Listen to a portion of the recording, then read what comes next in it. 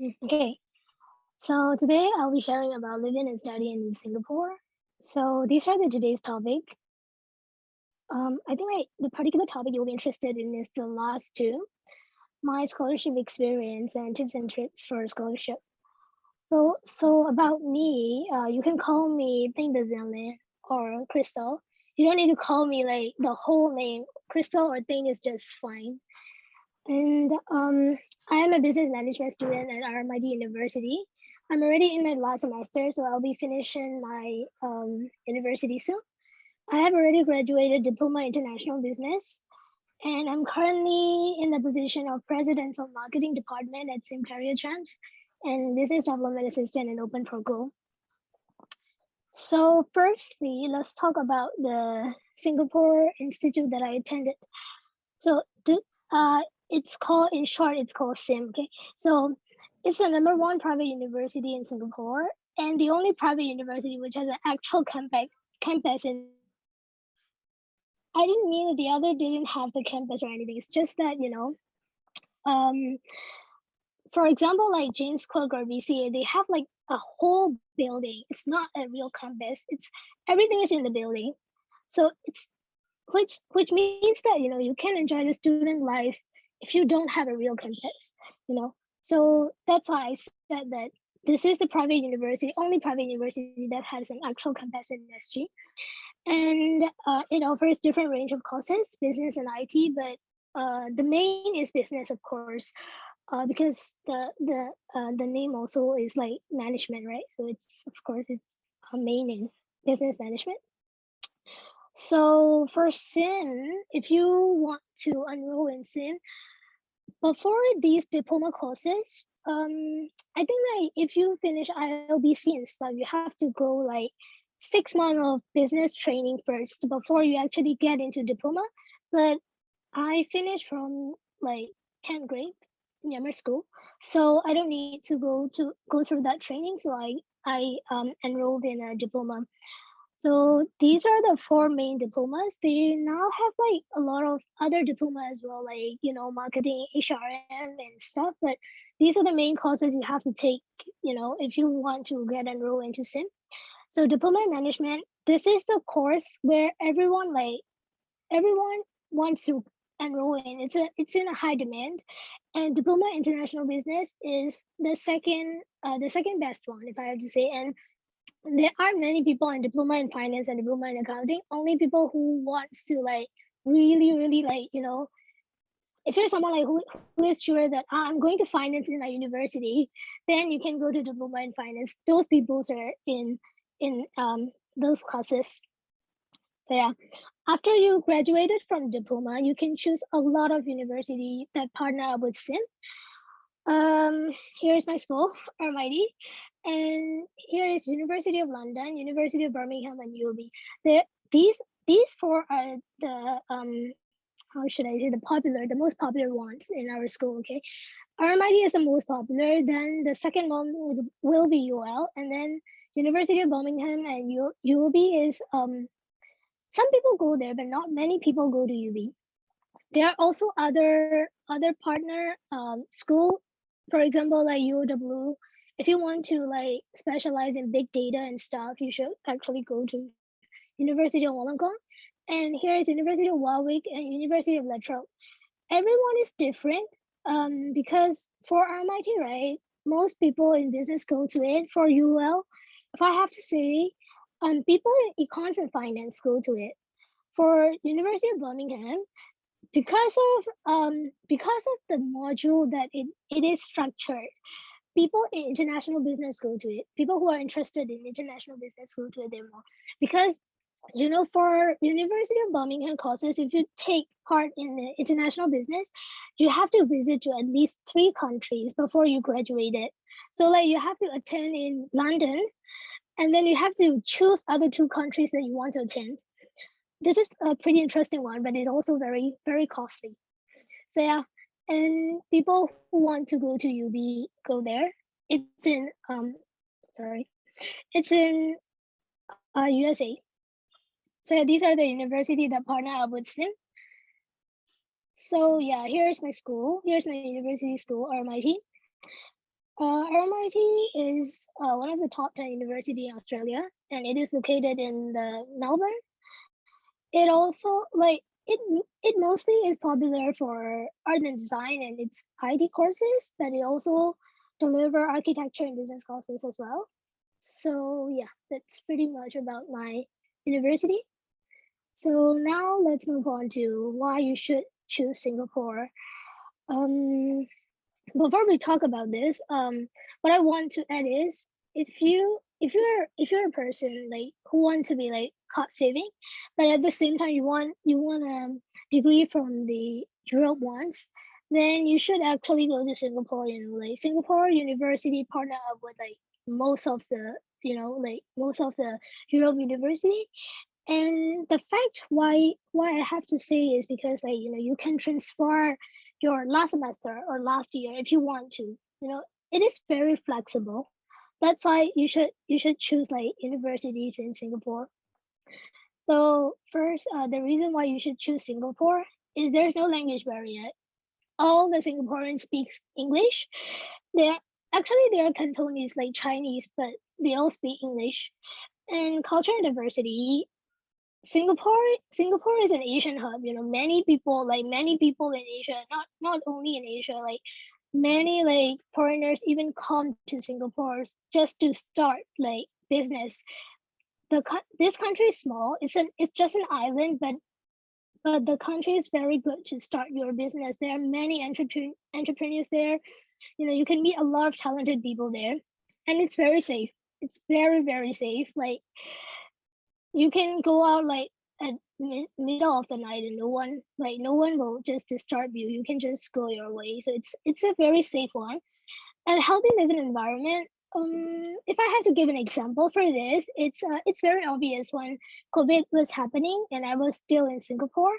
So what the government do is they actually implemented a Telegram channel directly from the government official one, and they are they are notifying you every single minute about the cases and the places so that you can avoid going to those places.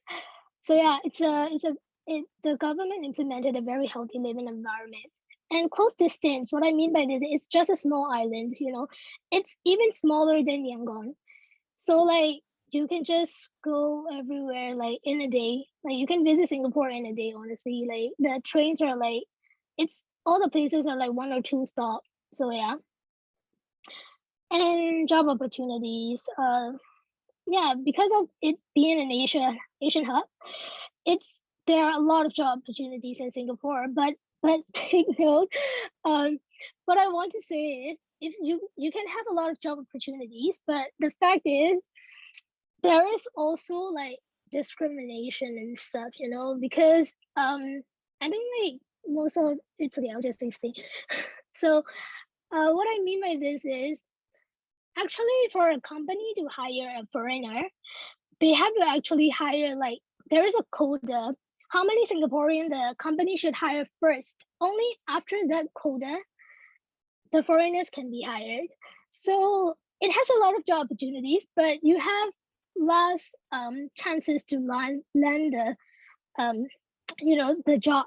So that's why Singapore demands like if you are like very, very, very talented one, then you can land a job very easily in Singapore. But Singapore job requirements are really, really high for foreigners, even for Asians. So yeah. So yeah, that's the one I want to share. And climate in Singapore, it's 24/7 very hot, very hot. Like even if it rains, it rains suddenly, then it becomes very hot again. So the weather is even worse than Yangon, honestly. But it only has 2 seasons, dry season and rainy season. So it goes like 6 months and 6 months. 6 months dry season and 6 months rainy season. And the Celsius is even higher than Malaysia. So you can imagine like how hot it can be. So food in Singapore, this makes me hungry. So Singapore offers like a lot of like it has a many diversity in Singapore. Many ethnicities are there. So they also offers a lot of cooking styles. You can even in school canteen, you can find a lot of like Chinese, Korean, Thailand, Arabic, Indian, everything, even in the school canteen, you know. The popular one are chicken rice. Even if you go to the hawker center, there are a lot of chicken rice stalls in there, you know. Everywhere you can find chicken rice in everywhere, and it's one of my personal favorites. And the satay, the another one is the satay. For the satay, the actual one, if you want to visit Singapore, go and have the satay by the Marina Bay. It's you'll have the best experience. I guarantee that. So festivals and holidays in Singapore. Singapore have a lot of festivals and holidays, but the popular one are New Year, not Chinese New Year. It's a New Year night, because like in Marina Basin, they like shoot a lot of fireworks, and so yeah, people are like very crowded on that day in Marina Basin, and it's really fun. If you watch it live, it is really fun. And the another one will be National Day of Singapore. Uh, Even before like the day arrive, you know, you can see like jets flying in the sky, you know, soldier walking across so that they can show the like marching one. So yeah, on that day, like many Singaporean comes out and they cheer out and stuff. Like it is a fun one, and it is like one of the experiences. See like how they celebrate in the country. So now let's move on to the scholarship experience. So I was actually before I attended before I come to this journey. When I started at first, it's I was offered. I applied to like many university, obviously, for the scholarship, because I was crazy about scholarship at the time. Not gonna lie. So yeah, so I like applied many of the scholarship, and I was offered, and I choose like, you know, which university, which interview I want to attend. So I was actually offered a bachelor in accounting scholar from SMU, which means Singapore Management University. It is one of the top 10 government universities in Singapore. It is also very leading one in world.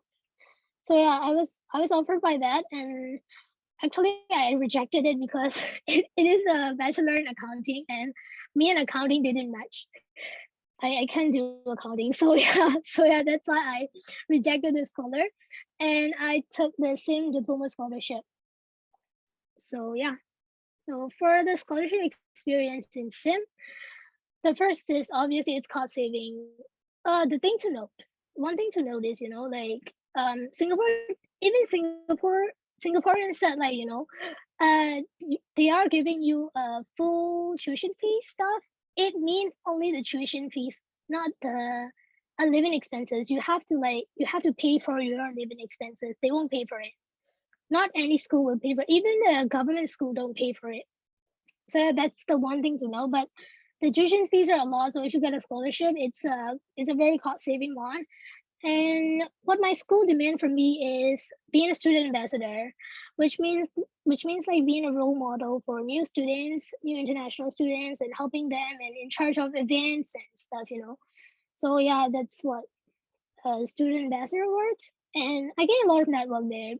Because of a scholar student, you know, we have like, rather than the other meetings and parties and stuff, we have like different groups celebrated for us. Like even the party, it's especially for scholarship students. So you know, like you meet a lot of talented people, and you also gain a lot of networks. And then cons. The cons is, this is, I just said it because I hate studying. So you have to maintain like GPA 3.5 GPA out of 4 for every semester. Every single semester you have to achieve 3.5 GPA at least. No, it's at most. So yeah, it's a 3.5 out of 4. It's really a lot, you know, like they didn't give GPA 5 like in Myanmar. We only have like the international standard is GPA 4 only. So you have to get 3.5 out of 4, and it's for every single semester. So I have like total 5 semesters in diploma, and yeah, I kind of achieved that. But if you don't achieve it, you will be questioned and you'll be out of scholarship, and it's a very complicated process. So yeah, that's a kind of cons. And because of like, you know, being a student ambassador, and you know, being like holding a position in marketing department and stuff, I had like a lot of difficulties managing like studies and social network, you know. It was really hard, honestly. So like I spent like until 10 p.m. or 11 p.m. at school until the school closes 12 a.m. So like on the campus, and then I arrive home like around 11:30 or 12 a.m. Then like I take bath and stuff, and I want to sleep at 2 a.m. That's my daily routine. So I really had difficulties managing time. So applying scholarship. So when you apply scholarship, the first one will be essay. Before this process, there are things you have to give the hand in the documents, you know, like IELTS and other like school stuffs.